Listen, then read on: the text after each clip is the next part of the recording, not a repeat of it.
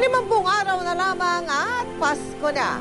At kasabay ng malamig na simoy ng hangin at kami-kami ng Christmas shopping ng ilan nating kababayan, maaga namang naghahanda ang GMA Kapuso Foundation para sa ika-16 na taon ng Give a Gift Alay sa Batang Pinoy Christmas Project. Alamin po natin kung sino-sino ang mga mabibigyan ng project na ito. Malapit na naman ang Pasko. Panahon na naman ng pagmamahalan, kapayapaan at higit sa lahat, pagbibigayan. Para sa GMA Kapuso Foundation, maagang nagsisimula ang Kapaskuhan dahil panahon rin ito ng ating Give a Gift Alay sa Batang Pinoy Project.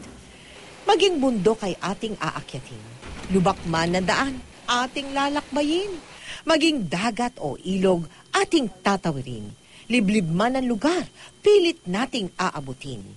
Makapagbigay lang ng pamaskong handog sa mga kabataan sa Luzon, Visayas at Mindanao.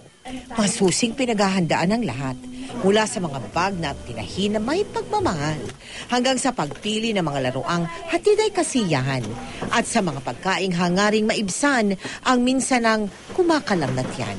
Masaya po ang tumutulong, lalo na pag nakikita mo yung mga bata na tuwang-tuwa at nagpapasalamat. Nakakatulong po ako sa mga bata. Sana po maging masaya po sila.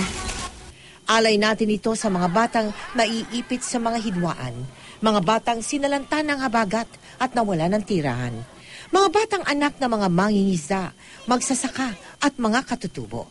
Handog rin natin ang chemotherapy package para sa mga batang nakikipaglaban sa cancer. Meron din tayong 120-day feeding program para sa mga batang malnourished at libreng operasyon sa mga batang may luslus. Ito lahat ay nag-uumpisa sa isang mahabang proseso, no? Dapat siya ay yung 5th class municipality. Ito yung mga hindi naabot ng mga hira naabot ng mga tulong.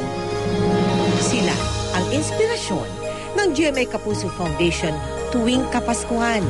Dahil sa Paskong Kapuso, ngiti ng mga batang ating mabibigyan ang pinakamagandang regalo.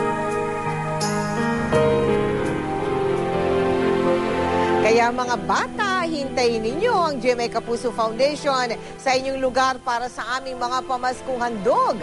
Ngayong linggo po, tutungo ang GMA Kapuso Foundation team sa Sarangani at sa mga bayan ng Dinalupihan at Abukay sa Bataan. Taos puso po kami nagpapasalamat sa lahat ng nakipagtulungan, lalo na yung mga volunteers natin, para maayos sa may handa ang mga regalong ipamimigay sa ating mga kabataan. Sa mga nais pong maging bahagi ng project na ito, yung Give a Gift Alay sa Batang Pinoy Christmas Project, maaari po kayo magsadya sa aming tanggapan o magdeposito sa aming mga bank account o sa anumang sangay ng Cebuana Luwalier. Maaari din mag-log on sa www.kapusofoundation.com.